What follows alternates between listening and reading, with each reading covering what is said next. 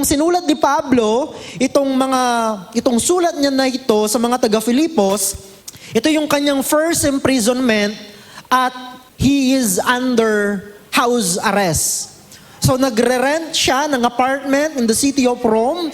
So bagamat nakakulong siya, undergoing trial, nakakatanggap pa rin siya ng mga bisita. Kaya nga nakapagpadala pa rin ng kaloobo ng love gift itong mga taga-Filipos kay Pablo kahit nakakulong siya in the person of Epaphroditus. So yun yung kalagayan ni Pablo. He was in prison, no? Nakakulong siya, house arrest, pero habang sinusulat niya ito, nag-express siya ng pasasalamat para sa mga mananampalatayang ito. Nasabi niya sa mga binasa nating talata na mula pa nung una, kayo na yung aking mga supporter. Mula pa nung una, kayo na yung aking kasama sa pangangaral at pagpapalaganap ng Ebanghelyo. So even though Paul wrote this epistle while he was in prison, his situation did not stop him in conveying his joyful thanksgiving for the Philippian believers. This epistle also functions as a ministry report. Di ba? Meron tayong mga missionary na sinusuportahan tayo sa GCF Pampanga. Kaya naman every third Sunday meron tayong missions offering. At yung mga missionary po natin, every quarter nagpapadala sila ng letter, ng newsletter. At yung laman ng newsletter na yon ay yung kanilang mga naging ministry. Ano yung mga nangyari sa kanilang ministry as missionaries? Nagre-report sila sa GCF Pampanga dahil ang GCF Pampanga ang isa sa mga simbahan na nagsusuporta sa kanila financially. Alam niyo po, itong sulat na ito ni Pablo, parang newsletter din yan. Kasi hindi lang siya nagpapasalamat, nagre-report din siya. Isa sa mga inireport ni Pablo in Philippians chapter 1 ay yung kanyang kagalakan. Na imbis na mapigilan ng kanyang pagkakulong, yung pagkalat ng gospel, mas lalo pang madaming mga tao ang nakakilala, nakarinig ng Ebanghelyo. Siyempre, nakakulong siya. So obviously, meron siyang mga bantay na sundalo. Ang ginagawa ni Pablo, kung merong rotation yung kanyang mga gwardya, imagine na bahaginan niya lahat yon ng gospel. Hindi lang yun, isa sa mga inireport ni Pablo sa mga taga-Filipos, yung mga ibang mananampalataya in Rome, nung makita nila na si Pablo kahit nakakulong, nag-share ng gospel, na-inspire. They were encouraged to share the gospel as well. Kasi nakita nila si Pablo, nakakulong, pero hindi tumigil. Pero sila malaya, hindi makapagbahagi. So, yung pagkabilanggo ni Pablo naging dahilan para mas madaming mga Kristiyano ang mag-share ng gospel. To the point na sabi niya, even the Praetorian Guard, mababasa din po natin yan sa sulat niya sa mga taga-Filipos, yung Praetorian Guard, yun po yung mga gwardya ng emperor. Sila yung mga PSG sa panahon natin. Maging sila, sabi ni Pablo, nakarinig ng Ebanghelyo. Ang sabi ni Pablo, kaya dahil lumaganap ang Ebanghelyo, ako'y nagagalak. I'm joyful. So you see, makikita natin na bagamat siya'y nakabilanggo, punong-puno siya ng kagalakan.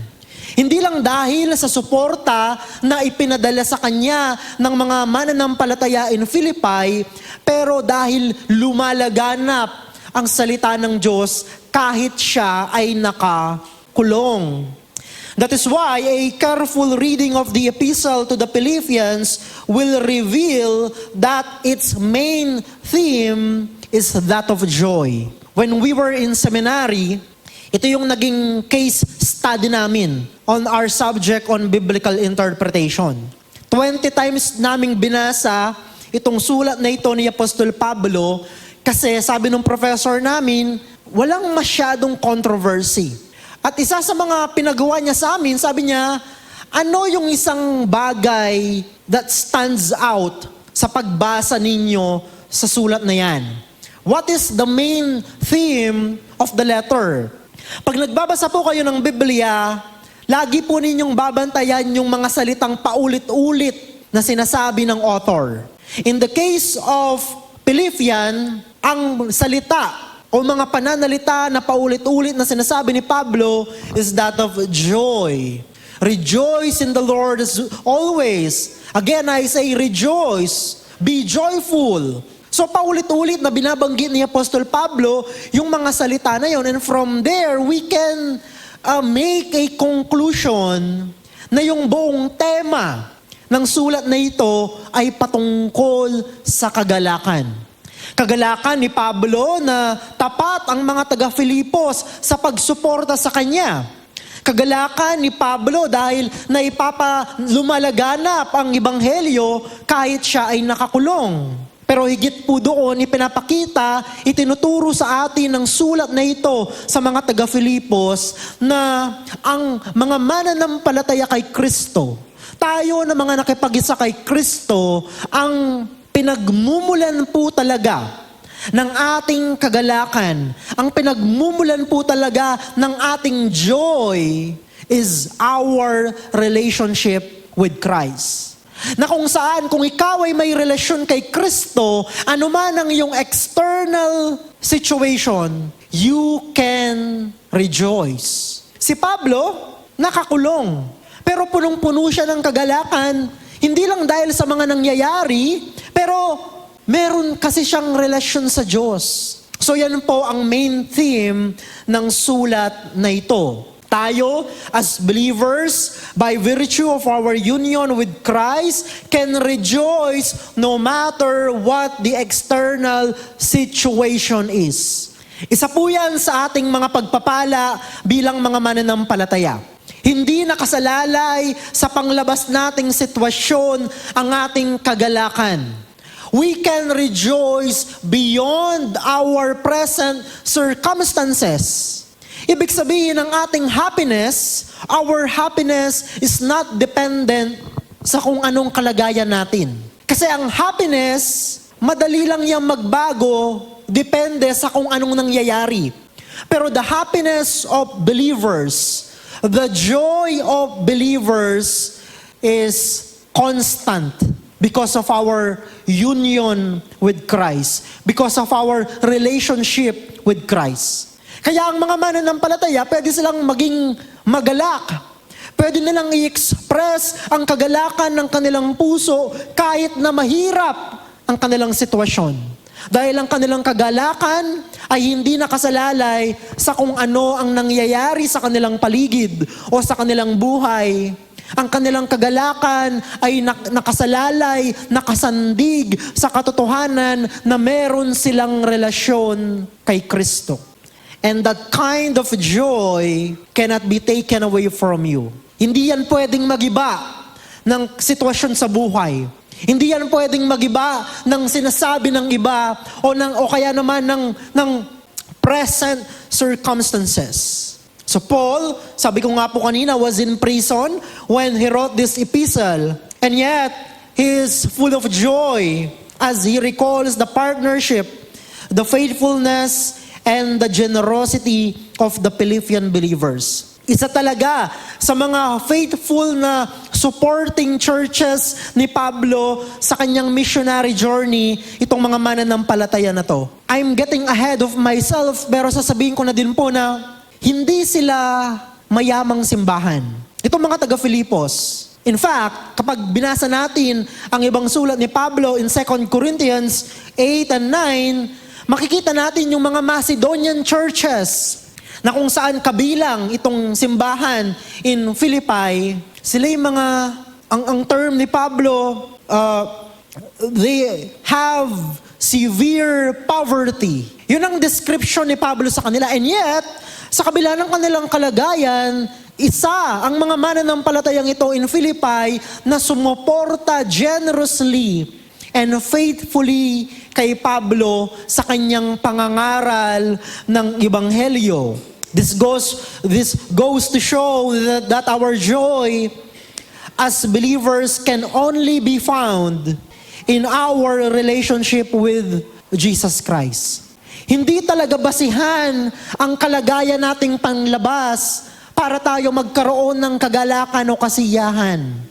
Tayo po na mga mananampalataya, ang ating kagalakan, ang bukal ng ating kaligayahan ay si Hesukristo mismo, ang ating Panginoon, ang ating tagapagligtas. Jesus is the source of all true Christian joy and gladness. Kaya nga po, malaking kawalan sa atin kung patuloy pa rin nating hinahanap ang ating kagalakan sa mga bagay sa ating paligid. Isang malaking kawalan sa atin kung iniisip natin na magiging masaya lamang tayo kapag nakuha ko to, na-promote ako, I was able to travel.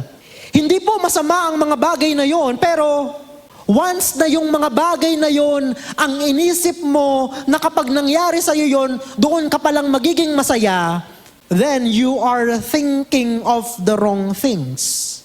Because whether we like it or not, mga kapatid, we will experience failure and disappointments. Kaya mahalaga na tayo po bilang mga Kristiyano, nakaangkla ang ating kagalakan, nakaangkla ang ating identity kay Kristo. Siya ang ating kayamanan, siya ang source ng ating kagalakan. At hindi ang mga bagay na pangsamantala at madaling mawala. So the context of our passage, Philippians chapter 4, the context of our passage teaches us that true contentment is found in Christ, who is the source of our joy and of our strength in every circumstance. Bakit contentment? Kasi yan yung immediate context ng Philippians chapter 4. Diba, doon sa mga previous verses, yan yung sinasabi ni Pablo, I have learned the secret of being content in plenty or in want. And then sinabi niya yung famous verse. Ano po yung famous verse? Philippians 4:13. I can do all things through Christ who strengthens me. Pero yung konteksto nun, hindi maganda. Kasi nakakulong si Pablo. So ang sinasabi ni Pablo, nahanap ko na ang kasapatan kay Kristo, kaya naman anuman ang aking kalagayan, punong-puno man ako ng supply o merong mga pagkukulang, I am content. Bakit? Because I have Christ who strengthens me. Kaya niya sinabing, I can do all things through Christ who strengthens me. In other words, punong-puno man siya ng mga pangangailangan niya, o di kaya naman may pagkukulang. Sabi ni Pablo, anuman ang aking kalagayan, anuman ang aking sitwasyon, ako ay panatag sapagkat ako'y kontento sa kung ano ang ibinibigay sa akin ng Panginoon ngayon. Because it's a reality, mga kapatid, lalo na po sa mga missionary, na may mga pagkakataon na yung kanilang support na di-delay. Especially during that time, hindi naman uso yung GCash. Kailangan mag-travel ng malayo para maipaabot yung suporta nila. Pero ang sinasabi ni Pablo, I have learned the secret of being content in any circumstances. At ano po yun? Ang kanyang relasyon kay Kristo. Si Kristo kasi ang kanyang kayamanan. Kaya kaya niyang maging magalak kahit pa minsan merong kahirapan. Nawa mga kapatid, itong katotohanan na to ang maging realidad din sa ating mga buhay. So that whether gipit man tayo or not, we can still rejoice. We can still have happiness and gladness. Bakit? Because Christ is enough. Christ is enough. And because of that, Paul can rejoice not only because of the gift sent by the Philippian church, but because of their unwavering support to Paul even when he was in prison. Napaka-generous and napaka-faithful talaga ng mga Kristiyano na to. Consistent sila sa kanilang pagsuporta kay Pablo to the point na ginawa pa silang object lesson nung ang kausap naman niya ay ang mga taga-Korinto. Pero tignan niyo po yung difference nila. Nagrereklamo si Pablo sa mga taga-Corinth Kasi ang daming bumabati ko sa kanya. May mga false teacher din na nandoon at pinapakinggan ng mga believer in Corinth. At hindi lang yon, mayamang simbahan ang Church of Corinth. Pero kahit mayaman, gifted, sila pa yung pinagmula ng sakit ng ulo ni Pablo. Pero itong simbahan in Philippi, sila yung kanyang constant supporter. Ganitong klase ng mga Kristiyano, itong mga mananampalatayang ito in the church in Philippi. Now, tignan po natin itong mga talata, and I want to answer this question. What are the practical implications of our joy in Christ and the sources of the supply chain of grace? Ano ba yung practical na itsura niyan? So, we have a relationship with Christ. At sinasabi ni Pablo na ang relasyon na yon kay Kristo, ang bukal, ang pinagmumulan ng ating kagalakan bilang mga mananampalataya. At ano yung pinagmumulan nitong sinasabi po natin na supply chain of grace? And I will answer this question by 3 things. At yun po ang mga main point natin for our sermon. Number 1, the collective partnership in the gospel. The collective partnership in the gospel. Sabi po ng verses 15 to 17, and you, Philippians, yourselves know that in the beginning of the gospel, nung nagsimula yung gawain ni Pablo as a missionary, when I left Macedonia, yung province ng Philippian church, when I left Macedonia, no church entered into partnership with me in giving and receiving except you only. And then sabi niya in verse 16, even in Thessalonica, na katabing syudad, no? Even in Thessalonica, you sent me help for my needs once and again. Not that I seek the gift, but I seek the fruit that increases to your credit. Ganito yung damdamin niya sa kanila, no? Punong-puno siya ng kagalakan kasi alam ni Pablo na in the past, hindi sila nagkulang. Sila talaga yung very eager na tumulong kay Pablo para matugunan ang kanyang mga pangangailangan. You see, the first practical implication of our joy in our relationship with Christ is our corporate or collective partnerships in the gospel. Bagamat iba-iba po ang mga simbahan, pero iisa lamang ang ebanghelyo na ipinapangaral natin. Iisa lamang yung Great Commission na tinanggap natin mula kay Kristo. We have the same gospel. So, ang mga simbahan ng Panginoong Hesus, the Christian churches must not compete, di ba? Bagkus dapat ang maging attitude ng mga Kristiyano from different churches is that of cooperation. Kasi si Pablo, ganon yung kanyang patakaran sa mga simbahan. Wala ni isa sa kanila ang merong monopoly ng Great Commission. Kapag merong isang simbahan na nandoon yung mga worker that they can send out to proclaim the gospel, pero wala silang resources, yung isang simbahan na merong resources can augment.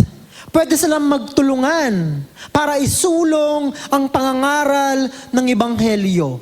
After all, tayong lahat naman ay mga mananampalataya ni Kristo.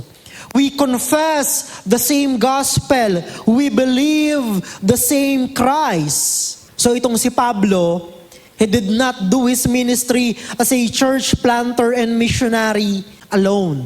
Inaamin naman niya, sinasabi naman niya, di ba? Kailangan niya ng tulong. And nagpadala siya ng mga sulat ng mga kapwa niya manggagawa para kumalap ng tulong sa mga simbahan na to. And mababasa din natin in the letter to the Romans naman, sabi niya, ang goal kasi ni Paul, mag-preach din siya in Spain. So sabi niya sa mga taga-Roma, dadaan ako sa inyo, I will spend some time with you, and then gusto ko na tulungan ninyo ako. Support me in my missionary endeavor in Spain. Siyempre, hindi naman na nasulat yung sa Bible, pero We do not know kung talagang natuloy siya in Spain, pero ang point lang, humanap siya ng tutulong sa kanya mula sa mga kapwa niya Kristiyano. At ganito ang kanyang ginawa sa mga taga-Filipos. He sought the support and participation of churches, including the Philippian church. Kahit pa sabihin natin, hindi sila ganun kadaming resources tulad ng church in Corinth, pero isa sila sa mga nilapitan ni Pablo para magbigay ng suporta sa kanya sa pangangaral ng Ebanghelyo. Alam niyo po mga kapatid, gospel partnership is vital to the cause of gospel proclamation and missionary endeavor. Kaya nga tayo, bagamat hindi tayo on the field doing mission works, pero because of our prayers, because of our support, bahagi tayo ng missionary work. Di ba? Kaya po mga kapatid, mahalaga yung ating mga missions offering. So every third Sunday, ihanda na po natin yon. Kasi yun po yung ating bahagi sa mission work na kung saan ang mga missionary ay nagpapalaganap ng ebanghelyo sa iba't ibang dako ng mundo. And by the way, we have a missionary in China na sinusuportahan po ng ating simbahan. So mga kapatid, if we want to see churches established, if we want sinners saved, and if we want believers built up and edified, let's pursue gospel partnership with other churches and organizations. Ibig sabihin, ang ating mindset dapat hindi parokyal. Hindi kami-kami lang. Kami lang dito sa GCF, so kami lang yung makikipag-partner. Kami-kami lang yung gagawa ng trabaho. Kami-kami lang yung mag-church plant. Hindi po. We have a family of churches. Ang katawan ng Panginoong Hesus ay hindi lang po ang GCF Pampanga. We have our own denomination. Diba? Ang CBAP, ang Conservative Baptist Philippines. Na ngayon, ang nirarally is that yung mga simbahan dapat magtulong-tulong. At wag na nating pag-usapan kung ano yung magiging pangalan ng simbahan na itatatag for as long na merong simbahan na maitatayo, na kung saan maipapangaral ang ebanghelyo, na kung saan tatatag ang pananampalataya ng mga tao at madaming mga tao ang makaririnig ng ebanghelyo ni Kristo. So let us pursue gospel partnerships with other churches and organizations. Kaya nga po, sa last Sunday ng June, I think in Central, I'm not sure about the detail, pero merong darating from FEBC. And that particular Sunday will be parang ang label ni Pastor Joey, parang Great Commission Sunday. Ibig sabihin, ginagawa natin to. Diba? We are actively pursuing partnership at ngayon, yung FEBC ay darating sa atin and I believe we will have a meeting with them on this coming Tuesday, no? Para i-plansya yung mangyayari on the last Sunday of June. Ang point lang mga kapatid, kailangan talaga natin ng cooperation, collaborative effort with other believers and with other churches na kahit hindi natin kasama in GCF or kaya naman in CBAP. Because our goal is one and the same, to proclaim the gospel of Christ to all people. Now, in the context of the epistle to the Philippians, Paul is not just seeking prayers from them. Bagamat kailangan ng panalangin, essential ang panalangin in the work of missions. Pero itong si Pablo, hindi lang yon ang kanyang hiniling sa mga taga-Filipos. He is asking them to support him financially for his missionary work. I mean, hindi siya nahihiya actually na mag-solicit ng suporta mula sa mga simbahan. Basahin po natin ulit ang verse 15, sabi, "And you Philippians yourselves know that in the beginning of the gospel, when I left Macedonia, no church entered into partnership with me in giving and receiving except you only. So meron talagang ganon na pagsuporta sa mga missionary. Meron po talagang financial support na ibinibigay ang mga simbahan, especially sa mga tao, sa mga missionary on the field. At si Pablo, siya ay nagpapasalamat.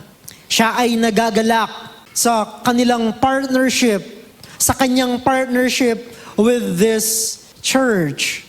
So Paul commended the generosity of these believers in the work of preaching the gospel. Hinighlight niya sa kanyang sulat.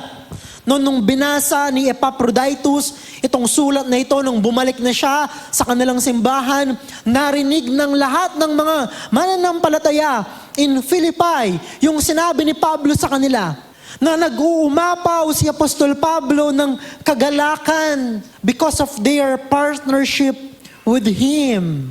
That's why Paul can still rejoice even though he is in prison. Kasi kilala niya itong mga Kristiyano na to. They are generous and they are faithful sa gawain ng Panginoon. Kaya nga po ito yung sinasabi ko kanina na nag-uumapaw sa pagiging generous itong mga mananampalataya na to in Philippi sa kabila ng hindi nila pagiging mayaman. They are not a wealthy church. Alam niyo mga kapatid, our collective partnerships with our fellow believers, whether in prayer or monetary support, is one of the sources of our great joy in the gospel.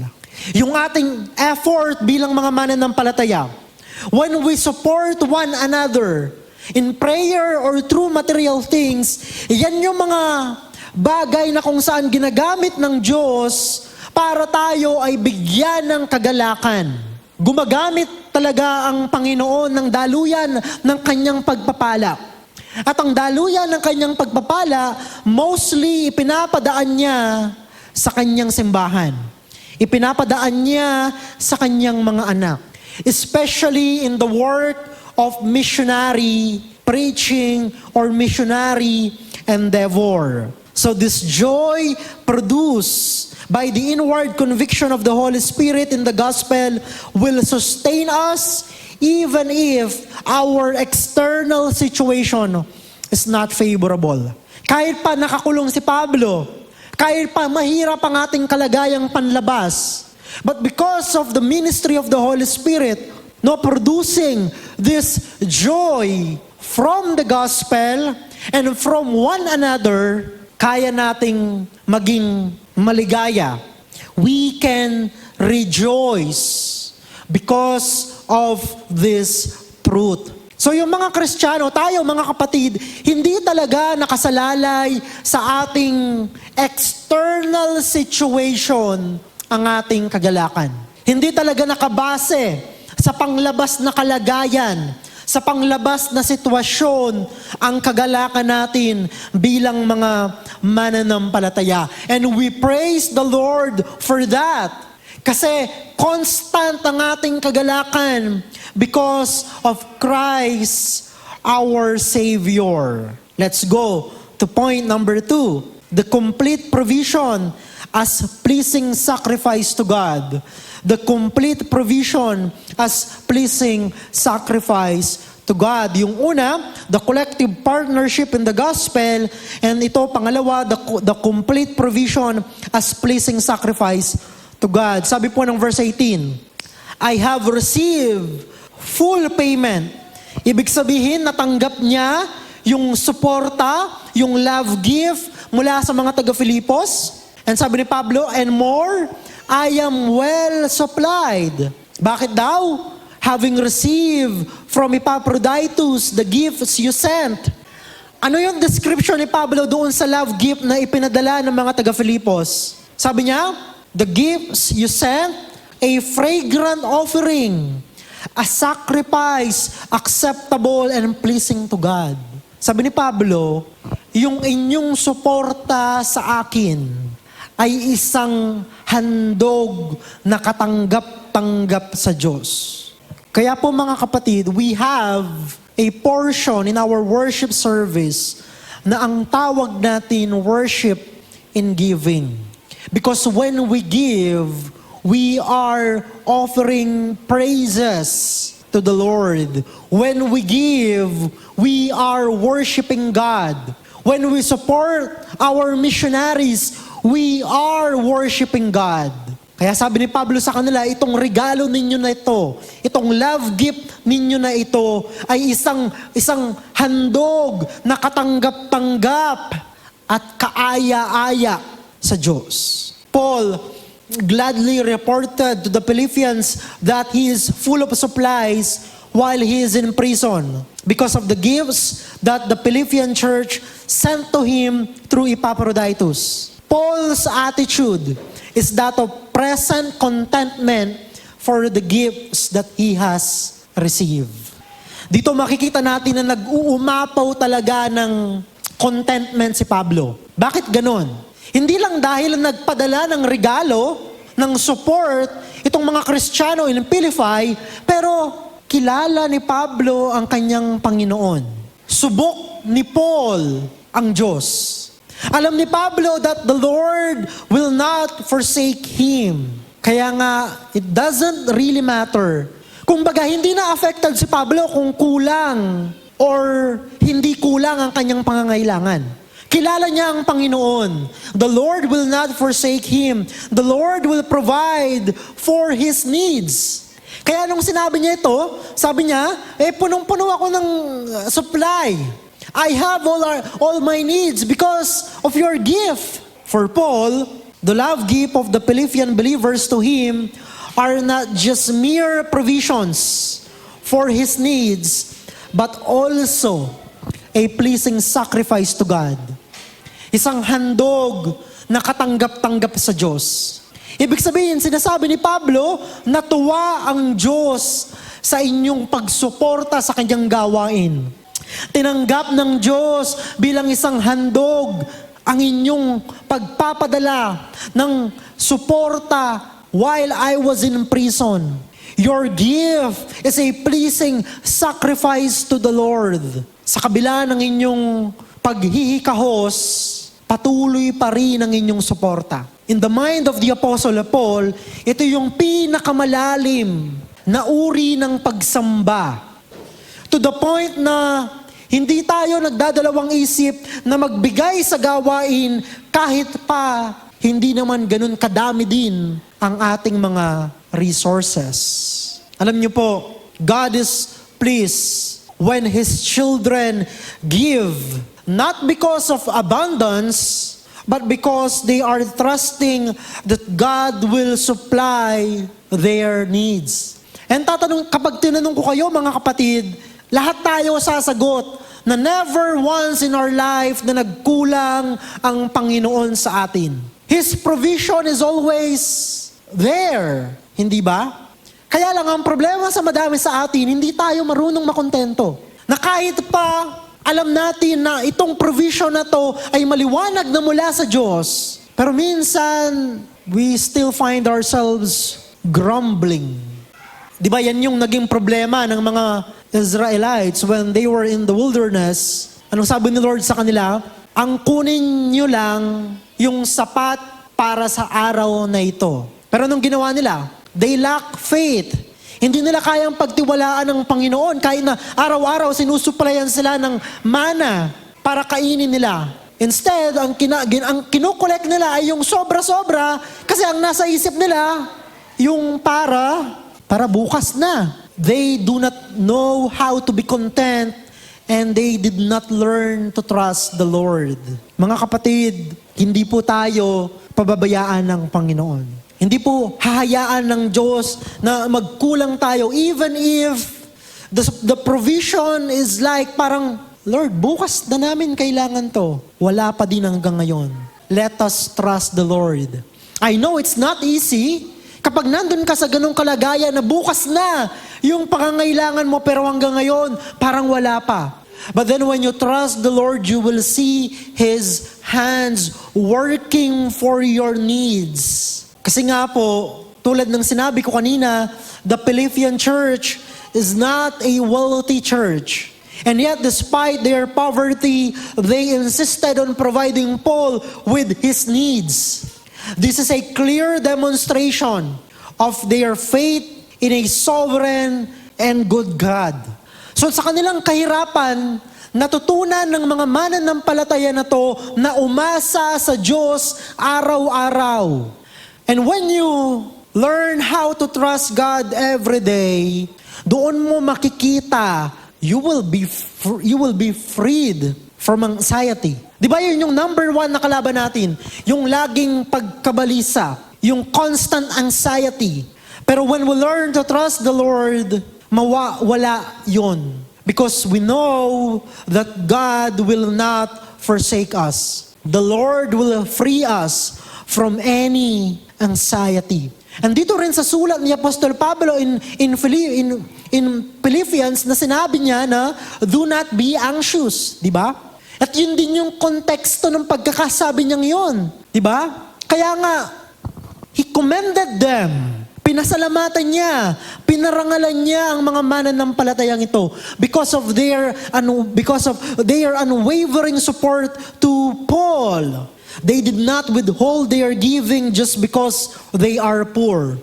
Hindi nila ginawang excuse yun na, mahirap lang kami, wala kaming ibibigay. Pero sa kabila ng kanilang kahirapan, nagtiwala sila sa Panginoon and they supported the work of the Lord. Their generosity is the outflow of their contentment in Christ and their confidence that God will supply all their needs. So mga kapatid, saan yung confidence mo? Saan nakasalalay ang iyong pag-asa? Saan ka nagtitiwala? Kanino ka nagtitiwala? When we have plenty, it's very easy for us na i-take control yung ating sitwasyon. At sabihin natin na, hindi ko mararanasan yung pagkukulang. And because of the blessings na binibigay sa atin ng Panginoon, if we are not careful, nakakalimutan na nating umasa sa Kanya. Napupunta na tayo sa sitwasyon na kung saan feeling natin we are now self-sufficient. Pero ang akin pong pakiusap, mga kapatid, learn to trust the Lord every day. Kahit pa sabihin mong meron kang buffer for the next few months, learn to trust the Lord every day. The gifts of the believers in Philippi became a spiritual sacrifice that is pleasing to God because it is the result of their complete reliance on the Lord, their love for the worker and the work of the Lord, and their contentment in the Lord. So yung generosity nila nagmula sa mga bagay na ito. They love the work of the Lord, they love the servant of the Lord, they love the Lord Himself, and they are content. Kaya naman nag-overflow yung generosity nila as they support Paul. Alam niyo po mga kapatid, since Jesus is our all-sufficient Savior, we must have this generous attitude that the believers in Philippi have. Christ is enough. Therefore, we can give even if we are poor and needy. The Lord is with us because Christ is our supreme treasure. So wag po tayong magdadalawang isip to give all our support to the work of the Lord because nandyan lagi ang provision ni Lord para sa atin so that the Lord can sustain His work using us. And finally, let's go to point number 3, the confident assurance in God's faithful provision for His glory. The confident assurance in God's faithful provision for His glory. Sabi po ng verses 19 to 20, anong sabi ni Pablo? And my God will supply every need of yours according to His riches in glory in Christ Jesus. To our God and Father be glory forever and ever. Amen. Pansinin po ninyo yung hagod ng mga talata, yung pagkakasabi ni Pablo. In verse 18, nagpasalamat siya sa kanila, I am well supplied because of the gifts that you sent. In verse 19, inaddress niya yung concern na pwedeng meron yung mga taga-Pilipos. Sabi niya, nagpadala kayo ng suporta sa akin. I understand your poverty. I know that you are wealthy. You are not wealthy. Pero ito yung encouragement sa kanila ni Pablo. In your support to me, remember this in verse 19, my God will supply all your needs. Ibig sabihin, huwag kayong mag-aalala. Ngayon na pinadala ninyo ko ng suporta, do not worry kung saan namang gagaling ang inyong mga pangangailangan. Because my God will supply every need of yours according to His riches in glory. So yun yung context ng Philippians 4:19. Now ito yung tanong sa ating lahat. Yung context ng Philippians 4:19 that God will supply all our needs. The question is, kung hindi tayo tulad ng mga taga-Filipos, can we claim kaya this verse? I mean, the context is in the context of supporting the work and giving to the work of the ministry. Ang point lang mga kapatid ito, when we give our support to the ministry, wag nating kwentahin. Ibig sabihin, do not worry because the Lord will always replenish our supply. Because of this passage, of this promise na sinabi ni Apostol Pablo, my God will supply every need of yours according to His riches and glory in Christ Jesus. Because of their generous gift to Him, Paul assured the Philippian church that God will supply all their needs. This confidence that God is the ultimate provider is what made them so generous even though they are not wealthy. Itong paniniwalang ito, itong katotohanan na ito mga kapatid, God is our ultimate provider. The Lord will always provide. Kaya nga huwag tayong mag-aalala, huwag tayong mangangamba mga kapatid. Na kapag tinawag tayo ng Diyos para maglingkod sa Kanya, do not look back. Just follow the Lord. Kasi nandoon lagi ang Kanyang magiging provision. Nandoon lagi ang Kanyang kamay na magpo-provide ng ating mga pangangailangan, ng lahat ng ating mga pangangailangan. You see, Paul addressed the material needs of the Philippians by anchoring their confidence in the sovereign provision of God for their needs. Bakit kailangan sabihin ito ni Pablo sa kanila? I know, alam na nila ito. I know they believe this. Pero bakit kailangan pang sabihin ni Pablo? Kasi nga napaka-generous nila. They were so generous to the point that probably, to some extent, they themselves became depleted. Imagine, they are so in love with the work of the Lord at gusto nilang iparanas yung suporta nila kay Pablo to the point na sila naman yung na-deplete. Probably yun ang nangyari sa kanila. Kaya sinabi ni Pablo yung verse 19, my God will supply every need of yours. Pero sa atin naman mga kapatid, when we give to the Lord, hindi naman to the point na tayo yung madideplete, hindi po ba? Hindi naman hinahayaan ng Panginoon na maranasan natin yon. But even if dumating tayo sa point, mga kapatid, na when we give, wala nang matitira sa atin, tayo yung magkukulang, we still need to trust the Lord. Kasi mga kapatid, yun po ang ibig sabihin ng pananampalataya. Yun po ang ibig sabihin ng pagiging kontento sa mga bagay na binibigay sa atin ng Panginoon.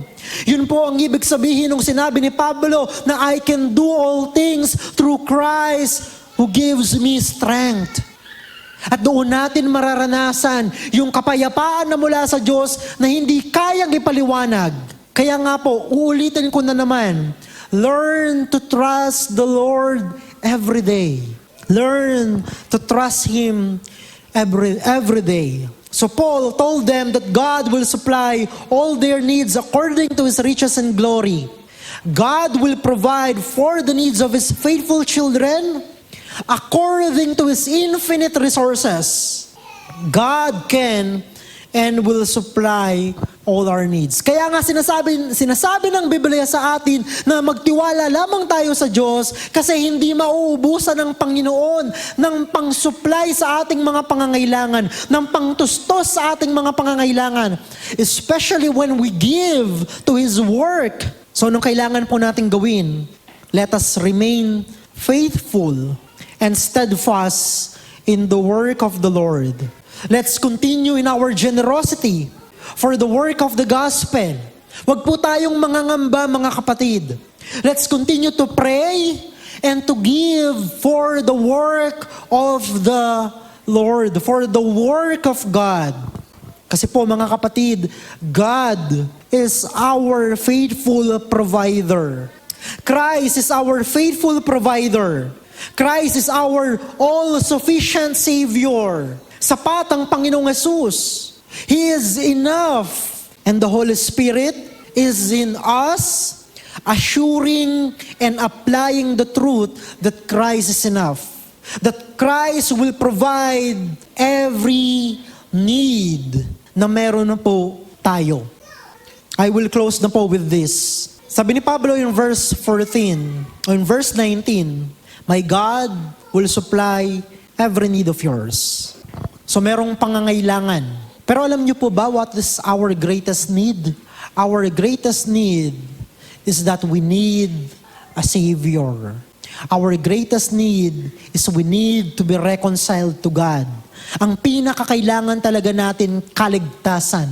That is our greatest need, and the Lord provided for that greatest need. At sino po yung pinrovide ni Lord? Ang Panginoong Hesukristo. Dumating ang Panginoong Hesukristo dito sa lupa, sumunod ng perpekto sa batas ng Diyos, namatay sa krus ng Kalbaryo upang maging handog para mapatawaran ang ating mga kasalanan. Inilibing at muling nabuhay bilang patunay na ang lahat ng sasampalataya magtitiwala sa Kanya ay merong buhay na walang hanggan. Your greatest need is you need to be saved. Your greatest need is you need your sins to be forgiven. At pinrovide ng Diyos ang pangangailangan na yon sa persona at sa gawa ni Kristo Jesus. God is our greatest provider because He provided a Savior. At ang pangako niya, lahat ng sasampalataya kay Jesucristo ay magkakaroon ng buhay na walang hanggan.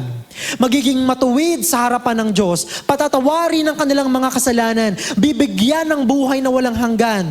And the Lord has provided that need. So mga kapatid, in Jesus, we have an endless supply of grace. In His life, in this life, and in the life to come. So to those of you na wala pa kay Kristo, your greatest need is not material things.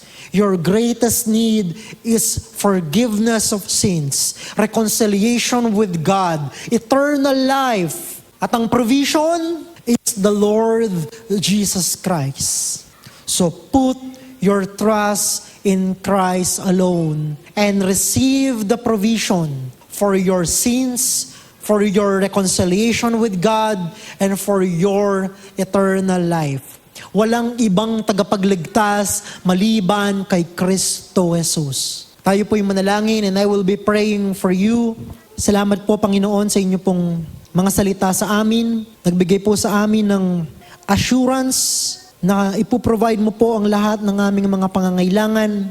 Salamat po sa inyo pong pagtuturo sa amin. Ngayon, Panginoon, dalangin ko po ang mga wala pa kay Kristo na nandirito.